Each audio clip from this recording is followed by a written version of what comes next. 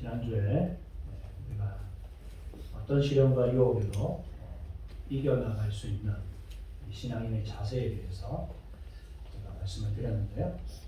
우리가 속히 해야 될 것과 더디 해야 될 것 기억이 나시나요? 무엇을 속히 해야 됩니까? 듣는 것을 속히 하라. 그리고 무엇을 더디 하라고요?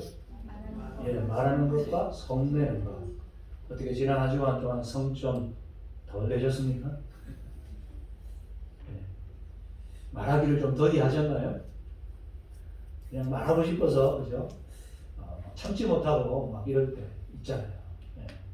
뭔가 좀 변명하고 싶고, 그거 아닌데, 내 진의가 아닌데, 참, 우리가, 그런데 말한다고 그 오해가 풀리고 하면 얼마나 좋겠습니까?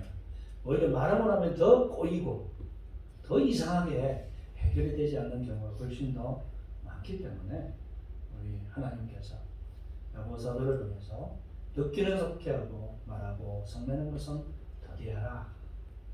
근데 참 이 성이라고 하는 것은 우리의 어떤 본성적인 본문이라는 것이라 보니까 나도 모르게 화가 치밀어 오를 때 제가 말씀드린 그런 보관이 있었는데 기억나십니까? 어떻게 하자? 입안에 침이 고일 때까지 말하지 말자. 해보셨습니까? 많은 분을 보니까 그리고 실천을 안 해보신 것 같아요. 실천을 하셔야 됩니다. 이번에 침이 고일 때까지 화가 났을 때는 말하지 않고 기다리고. 그리고 제가 3대1의 원칙 말씀을 드렸는데 무엇이었습니까? 3마디 듣고 1마디 말하자. 다른 사람 3마디 듣고 그 다음 내가 1마디. 그리고 주님의 마음으로 상대를 불쌍히 여기고 또 용서하자. 우리가 듣고 실천을 해야 되는데 참 그러지 못해서 참 우리가 늘 분쟁이 일어나고 다툼이 생기고 또 마음에 불안과 초조가 생기는 것 같습니다. 오늘 우리가 이런 말씀은 듣고 행하는 믿음에 대한 그런 이야기를 들려주고 계십니다. 우리가 22절 말씀을 다 같이 한번 읽어보도록 하겠습니다. 시작. 너희는 말씀을 듣기만 하여 자신을 속이는 자가 되지 말라. 아멘. 듣고 실행하는 자가 되라. 이것은 다른 말로 표현하면 순종이죠. 말씀을 머리에만 담아두지 말고 가슴에 새겨라. 이러한 의미입니다. 여러분 우리가 많이 알면 마치 그것을 내가 믿는 것으로 착각할 수 있습니다. 성경을 좀 암송하십니까? 암송이 중요하죠. 그리고 여러분 우리가 많이 말씀을 읽으면 지식이 쌓이겠죠. 근데 이 지식이 온전한 믿음을 가지고 있는 것처럼 우리가 착각할 수 있습니다. 진정한 믿음은 무엇입니까? 머리에 있는 말씀이 내 삶에 새겨져야 하는 것이죠. 순종할 때 온전한 믿음이 된다. 이것을 가르쳐주고 있습니다. 너희는 말씀을 행하는 자가 되지 말고 듣기만 하여 자신을 속이는 자가 되지 마라. 말씀은 듣고 실행해야 합니다. 듣기만 하면 머리만 커집니다. 머리만 커지면 어떻게 될까요? 교만해집니다. 다른 사람을 막 평가합니다. 근데 자기 자신에게는 얼마나 너그러운지. 그럴 수 있지. 나는 나에게는 너그럽고 다른 사람들에게는 아주 칼같이 잣대를 대고 아유 저 사람 신앙은 저래 가지고 안 되지. 이렇게 자기가 마치 믿음이 큰 사람인 것처럼 착각하기 쉽습니다. 여러분 교육학자들이요 이런 말을 합니다. 듣기만 하는 학생은요 학습의 10%만 기억합니다. 듣기만 하는 사람.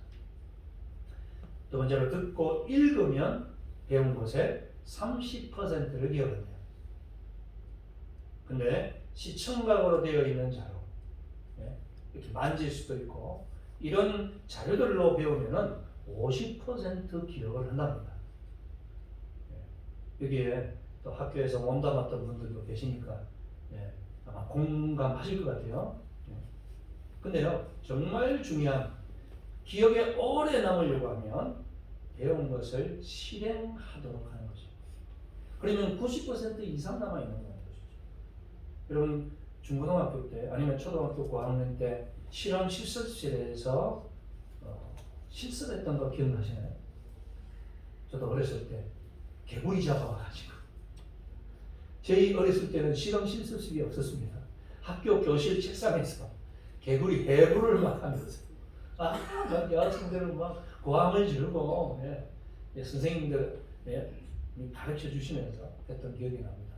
이것은 헛하고 이거는 콩팥이고 이거는 뭐고 그래서 살아있는 걸 이렇게 갈라놓으니까 신경은 이것이고 그러면 막 꿈찔꿈찔거리고 지금도 수십 년이 지났지만 그때 배웠던 게 아주 생생하게 기록이 나거든요. 말씀은 많이 아는 것도 중요하지만 그것을 손발로 실천해낼 때 진정한 믿음이 된다는 것입니다. 이것을 가장 잘 실천하고 있는 사람이 누군지 아십니까? 북한에 있는 김정은 일당. 미사일 도면만 가지고 있는 게 아니고 이거를 계속 만들어서 쏘아 올리잖아요. 계속 실천하는 겁니다. 그러면 이거 잘못됐네? 또 고치고 또 업그레이드. 지금은 뭐 미국 하와이뿐만 아니라 본토까지도 뭐 갈지도 모른다. 실습하고 실천하니까 실력이 막 늘어나는 거예요. 그리고 우리의 신앙도요 마찬가지. 오늘도 설교 시간에 참 목사님 좋은 말씀 하시는구나. 이걸로 끝나면 안 됩니다.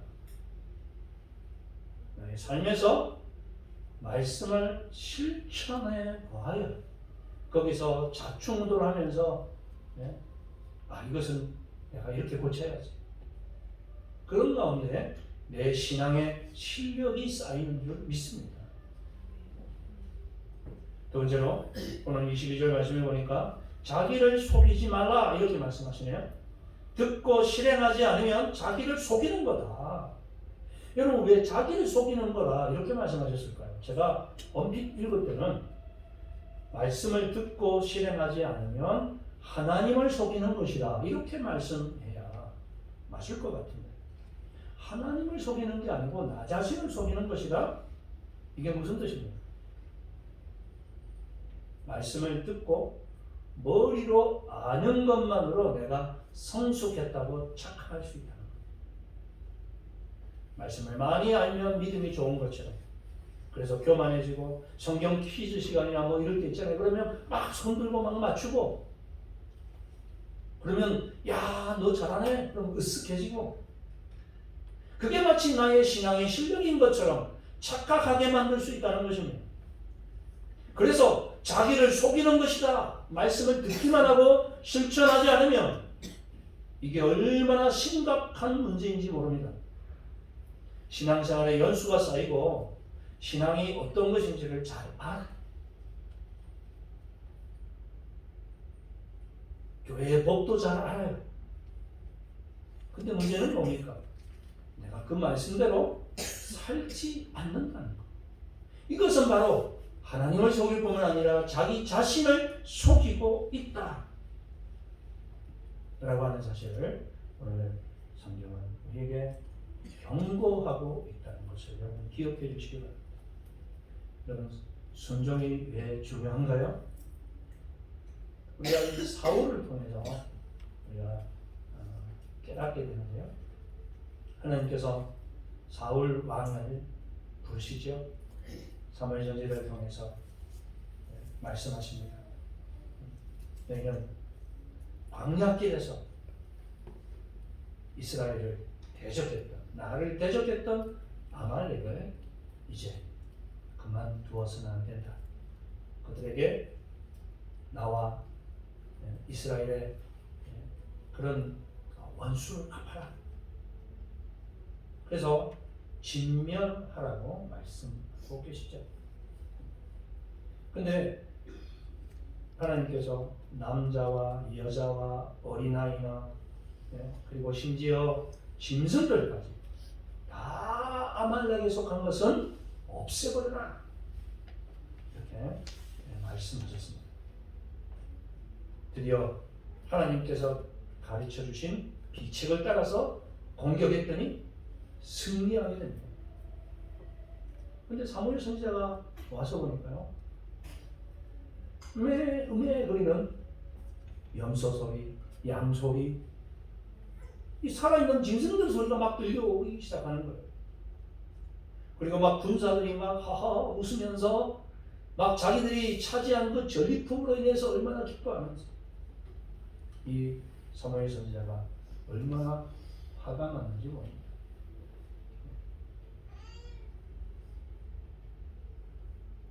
그래서 그가 책망하죠. 왕이요, 하나님께서 다 없애라, 진멸하라, 해렘하라 그렇게 말씀하셨는데 왜 이 모든 것들을 살려주셨습니까? 심지어 그 왕까지도 데리고 왔어요. 포로로. 왜 그랬을까요? 아갑이라고 하는 왕은 자기의 전리품으로 백성들에게 알리기 위해서, 나 이런 사람이야, 나 이렇게 승리했어, 박수 갈채 받으려고 하나님의 말씀에 순종해서 전쟁에 승리를 했으면 그 말씀에 따라 또한 그 모든 것들을 진멸해야 마땅해서나 그렇게 하지 않았습니다. 사무엘 선지자가 책망을 하자 이 사울이 뭐라고 대답을 합니까? 이 좋은 것들은 하나님께 제사를 드리기 위해서 살려두었나이다. 하나님께 제사를 드리기 위해서 좋은 것들을 남겨두었다. 다 죽일 필요가 있으니까 아깝게. 우리의 상식으로 보면 수긍될 수 있죠. 그러나 하나님은 그렇게 하기를 원치 않으셨습니다. 하나님을 대적하고 이스라엘 대적했던 그 아말렉을 향한 철저한 징계를 통해서 다른 이민족들도 하나님을 향하여 고개를 숙이고 하나님을 섬기는 자리까지 나오기를 원하셨는 그 깊은 뜻은 뭐고, 그저 눈앞에 보이는 그 좋은 것에 눈이 멀었던 이 사울. 그래서 사무엘상 15장 22절 말씀을 다 같이 한번 읽어보겠습니다. 시작. 사무엘이 이르되 여호와께서 번제와 다른 제사를 그의 목소리를 청정하는 것을 좋아하신 같이 좋아하시겠나이까? 순종이 제사보다 낫고 듣는 것이 수양의 기름보다 나으니이다. 아멘. 여호와께서 번제와 다른 제사를 그 목소리 청정하는 것보다 좋아하시겠습니까? 순종이 제사보다 낫고 듣는 것이 수양의 기름보다 나은이니. 그래서 여러분, 아무리 우리가 멋지게 예배를 드려도 이 주일날 모든 것이 잘 갖추어진 그런 멋진 예배를 드린다 할지라도 우리의 삶에서 그 말씀에 순종하지 않으면 아무런 소용이 없다는 말씀이죠. 그래서 앤드류 머레이라고 하는 신학자는 이런 말을 했습니다. 다 같이 한번 읽어보겠습니다. 시작. 예수를 믿는다는 것은 순종학교에 입학하는 것입니다. 여러분 예수를 믿으십니까? 내 인생의 구주로 모시고 계십니까? 그렇다면 우리는 순종학교에 입학한 것입니다. 말씀에 순종하며 말씀을 배워 가야 하는 것이죠. 신앙의 영수가 중요하지 않습니다. 얼마나 내가 말씀대로 살아내느냐. 그러나 듣기만 하고 실천하지 않는 자는 자기를 속이는 자가 되는 것이다. 그래서 오래 믿을수록 우리가 조심해야 됩니다.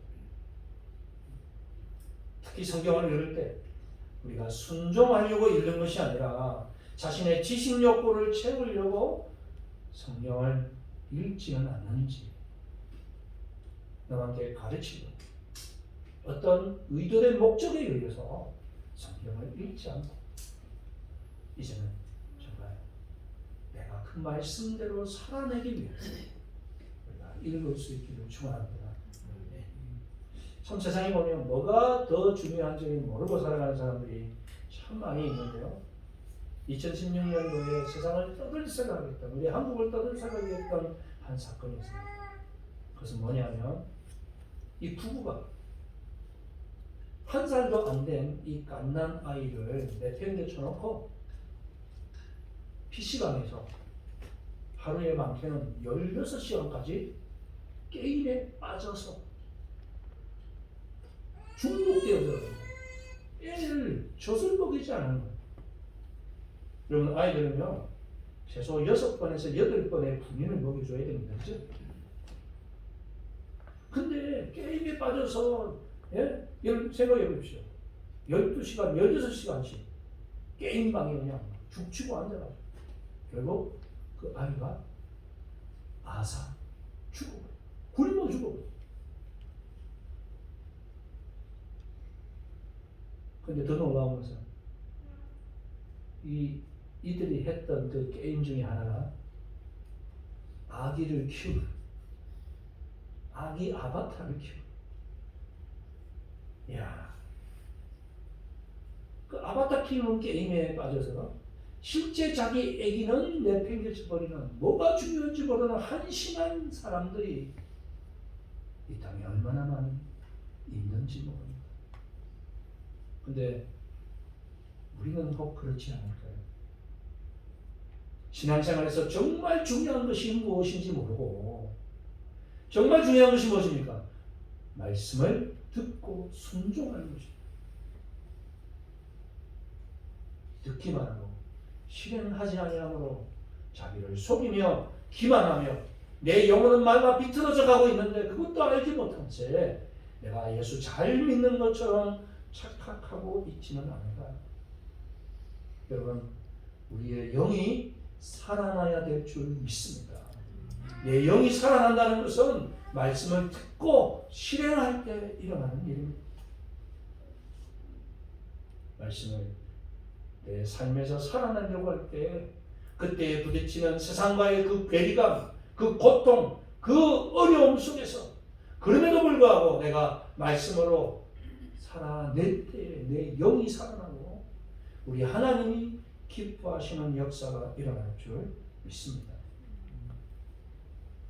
이렇게 말씀을 살아내는 자에게 25절에 보니까 하나님께서 복을 주신다고 하시는데 같이 한번 읽어볼까요? 시작! 자유롭게 하는 온전한 율법을 들여다보고 있는 자는 듣고 잊어버리는 자가 아니요 실천하는 자니 이 사람은 그 행하는 일에 복을 받으리라.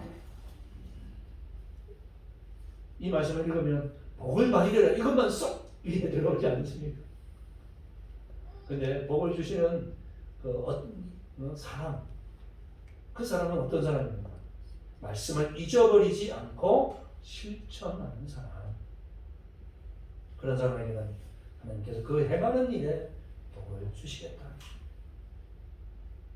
오늘 보면은 행하라와 나누라 이 두 가지로 구분해서 생각할 수 있는데 26절과 27절은 나누라는 말씀입니다.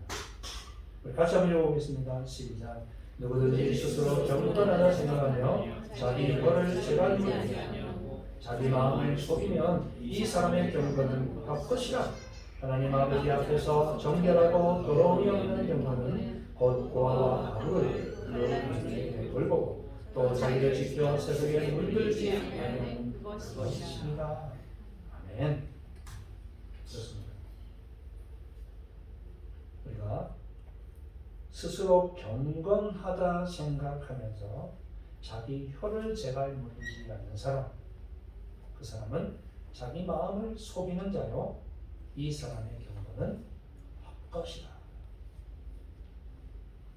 경건의 기준은요 먼저 지혜로운 언어 생활에 있다는 말씀이죠. 혀를 제갈 물릴 수 있는 사람. 말에게 제갈을 물려서 말을 제어하잖아요. 땡기고 또 늦추면 앞으로 가고 그와 마찬가지로 우리도 언어를 제어할 수 있어야 된다. 말을 제어하지 않는 그 사람의 경고는 헛것이다. 그러므로 우리가 말씀을 듣고 순종할 때에 제일 먼저 해야 될 순종이 뭡니까? 언어의 순종이다. 언어를 하나님의 능력으로 우리가 제어할 수 있다. 이것이 진정한 경건의 기준임을 말씀하고 있습니다. 참 이러한 기준 앞에 서면 저 자신도 참 너무 부족한 것 같습니다. 말 실수할 때가 참 많거든요. 특히 우리 가족들, 서스럼 없는 그런 사람들, 나도 모르게 재갈을 물리지 못하는 모습. 또한 27절에는요, 경건의 기준이 바로 나눔이라 그렇게 말씀하십니다. 하나님 아버지 앞에서 정결하고 더러움이 없는 경건은 고아와 가부를 그 환난 중에 돌보고 자기를 지켜서 제게 물들지 아니하는 것이다. 가난한 사람을 볼 때, 역경을 만난 그 가슴 아픈 사연을 들을 때, 내가 가지고 있는 걸 좀 나눠줘야 되겠다. 이런 나눔의 실천, 이것이 바로 경건의 진정한 모습이라는 것입니다. 우리 교회의 경건의 실력도 바로 이 나눔에 있는 줄 믿습니다.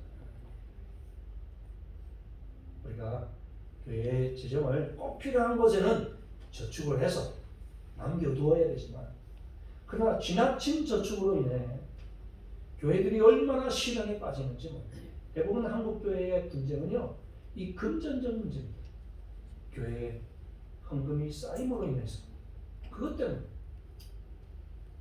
우리에는 꼭 필요한 것이 아니면 잉여 헌금이 생길 때 나누어주고 베풀고 성교하고 하나님의 뜻을 위해서 아낌없이 우리가 실천할 수 있는 교회가 되기를 소원합니다.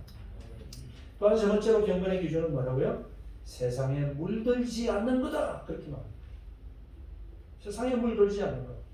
하나님의 가치관으로 살아야지 세상의 가치관에 나도 모르게 함몰되어져서 땅만 쳐다보다가 돈에 함몰되고 명예에 함몰되고 인기에 함몰되어지는 그러한 사람이 되지 말아야 될 것을 말씀하고 있다는 것입니다. 말씀을 뵙겠습니다.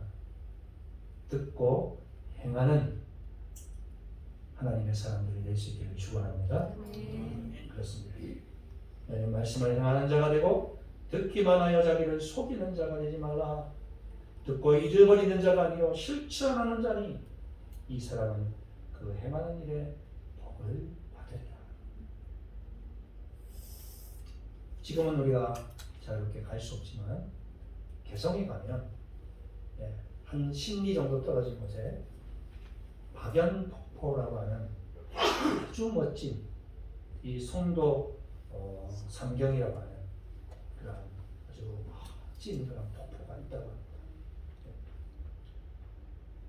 이 폭포에 혹시 가보신 분이 계십니까? 역시 없으시네요. 저도 못 가봤어요. 저는 금강산은 가봤거든요. 한때 이제 잠깐 열렸을 때 제가 이제 저희 교회 이제 65세 이상 되시는 어른들 모시고 같이 한번 갔었는데, 개성도 한번 가봐야지 했는데 그렇게 다쳐버렸어요. 너무 아까운데. 이 박영폭포에 가기 위해서 관광객들이 꼭 가게 되면 거쳐야 될 하나의 관문이 있다고 합니다. 그게 뭐냐면 거의 다다라서 1m 정도 길이 끊어져 있는 겁니다. 그 밑에는 천길 낭떠러지가 있고요. 근데 그 반대편에는 아주 든든한 바위가 있는 거죠. 그래서 1m, 여러분 펄착 뛰면 건너갈 수 있잖아요. 평지 같으면 뭐 어린아이도 건너뛰죠. 근데 문제는 낭떠러지가 보이니까 발이 오금이 걸려서 떨어지지 않는 거예요. 근데 결단하고 그 1m를 뛰어넘으면 그 절세 풍경인 박영포포에서 하나님 만드신 자연을 만끽할 수 있다는 것입니다. 무슨 얘기인가요? 결단이 필요합니다. 당장 내 눈앞에 이 떨어지면 어떡하지? 말씀대로 살다가 실패하고 낭패보면 어떡하지? 승진 안 되고 여러 가지 피해보면 어떡하지? 그러나 결단하고 우리 주님 의지하며 나아갈 때 하나님께서 놀라운 축복을 우리에게 허락하여 주실 줄 믿습니다. 실천하는 그 사람에게 행하는 일에 복을 주시리라. 이 25절 말씀을 우리가 가슴에 새기고 말씀으로 살아내는 하나님의 신실한 종들이 되기를 간절히 축원합니다. 이 시간 우리 마음의 고백을 담아서 함께 찬양으로 주님께 드렸으면 좋겠습니다.